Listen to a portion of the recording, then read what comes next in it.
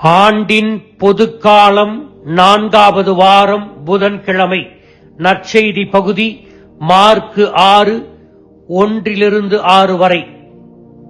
இன்றைய நற்செய்தி இயேசு தன்னுடைய சொந்த ஊரில் உள்ள தொழுகை கூடத்தில் அவருக்கு ஏற்பட்ட வலி நிறைந்த அனுபவத்தை எடுத்துரைக்கிறது. அந்த தொழுகை கூடத்தில் பார்வையாளர்கள் அலட்சியம், பொறாமை மற்றும் காயப்படுத்தும் விமர்சனங்களை இயேசுவின் மேல் தொடுத்தனர். ஒரு தச்சர் ராபியாக மாறிய குணப்படுத்தும் வல்லமையையும் கொண்டிருக்கிறார் என்பதை பார்க்க அந்த நாசரேத்து தொழுகை கூடமே மக்கள் கூட்டத்தால் நிரம்பி ஸ்தம்பித்து போனது.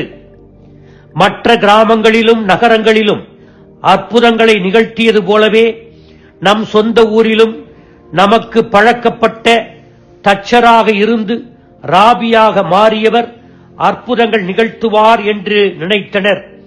அவர்கள் நம்பிக்கையின்மை இயேசுவை பல குணப்படுத்துதலை செய்ய தடையாக இருந்தது. மோசேயின் சட்டத்தை முறையாக பயிலாமல் இறைவார்த்தைக்கு இவ்வளவு சக்தி வாய்ந்த மற்றும் அதிகாரப்பூர்வமான விளக்கத்தை கேட்டு தச்சருடைய அசாதாரணமான திறனை கண்டு பொறாமை அடைந்தனர் அந்த மக்கள்.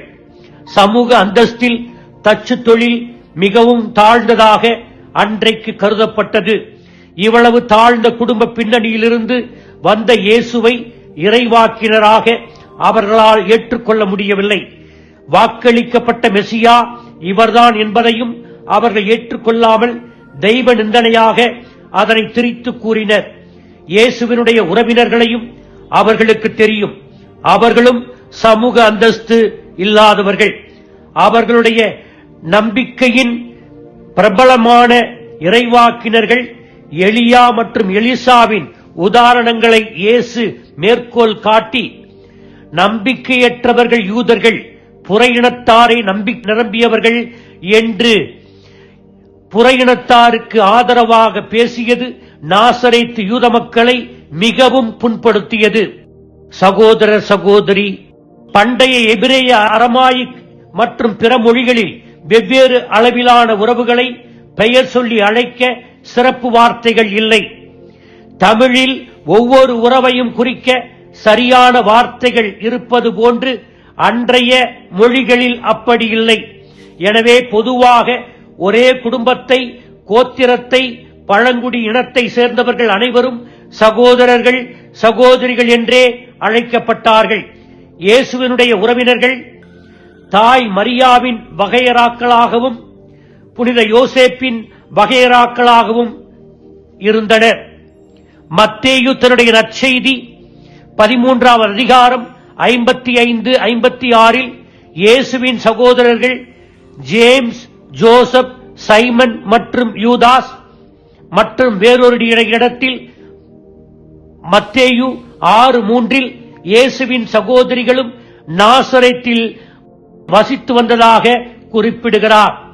ஆகவே மத்தேயு 27:56 குறிக்கப்படுகின்ற மரியா யாக்கோபு, யோசேசின் தாய், அன்னை மரியா அல்ல. அதே போல சைமன் மற்றும் யூதாஸ் ஜேம்ஸின் சகோதரர்கள் அல்ல என்றும் கூறப்பட்டுள்ளது. மறுபுறம் இயேசு மரியாவின் மகன் என்றும் மார்க் 6:3, தச்சரின் மகன் என்றும் மார்க் 13:55 என்று எல்லோராலும் அறியப்படுகிறது. இயேசுவுக்கு சொந்தமான சகோதர சகோதரிகள் இல்லை. இவை அனைத்தும் அன்னை மரியா முப்பொழுதும் கன்னி என்கின்ற கோட்பாடை நமக்கு எளிமைப்படுத்துகிறது. இன்றைய நற்செய்தி படிப்பிக்கின்ற படிப்பினை என்ன? 1.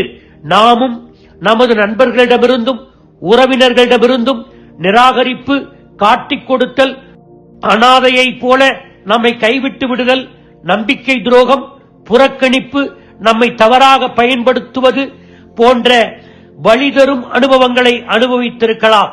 அத்தகைய சந்தர்ப்பங்களில் இறைவாக்கினருக்குரிய தைரியத்தோடும் எதிர்மறை எண்ணமே இல்லாத நல்லதே நடக்கும் என்ற நம்பிக்கையோடும் அவைகளை எதிர்கொள்ள வேண்டும். 2. இயேசுவின் சொந்த ஊர் மக்களைப் போல இயேசுவை நம் தனிப்பட்ட வாழ்வில் நாம் நிராகரிக்க கூடாது. 3. ஆவியானவரால் நிரம்பிய கிறிஸ்தவர்கள் இறைவாக்கினரின் துணிவோடும் ஆழ்ந்த நம்பிக்கையோடும் கடவுளின் உண்மையை இந்த நாடு கேட்கும் அளவிற்கு எடுத்துரைக்க தேவைப்படுகிறார்கள். நம்முடைய தனிப்பட்ட வாழ்வில் இயேசு புதுமை செய்ய வேண்டுமென்றால் கிறிஸ்துவின் நன்மைத்தனத்திலும் அவரது தெய்வீகத்திலும் நம்பிக்கை வைப்பது இன்றியமையாதது.